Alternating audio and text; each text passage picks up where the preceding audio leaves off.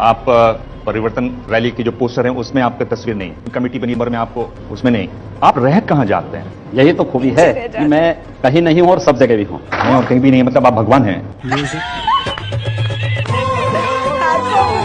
योगी आदित्यनाथ कह रहे हैं मैं भगवान हूं। ये भी कहा कि मुसलमानों को 5-10 साल के लिए वोटिंग होनी नहीं देनी चाहिए।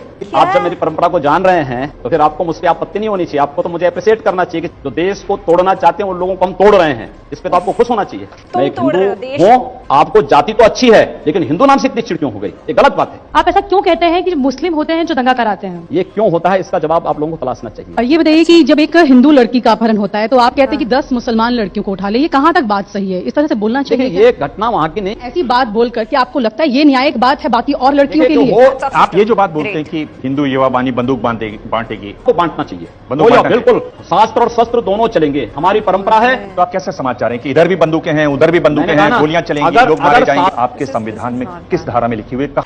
ये संविधान में कहां लिखी गई है कि आप बहुसंख्यक समाज को प्रताड़ित करो, उनका कत्लेआम करो और प्रशासन नपुंसकों की तरह चुपचाप बैठा रहे? ये कहां लिखा गया है? ये कहां लिखा गया है? योगी जी अगर देखिए आप नाराज हो गए। नाराज नहीं हो रहा हूं मैं। क्या ये जो आप बात कहते हैं हथियार वाली संविधान में कहीं लिखी हुई है? मैं कहता हूं संविधान में कहां लिखा गया कि बहुसंख्यक समाज का कत्लेआम करो? ये कहां लिखा गया है? क्या आप कहां लिखा गया है? क्या आप एक सवाल का जवाब सवाल से देंगे? आपके पास सीधा जवाब नहीं है? मैं इस आपके सवाल ही इस प्रकार के हैं कि उस पर सवाल करना आवश्यक हो जाता है। मतलब मेरे सवाल ऐसे हैं कि आप जवाब नहीं दे पा रहे। इस जवाब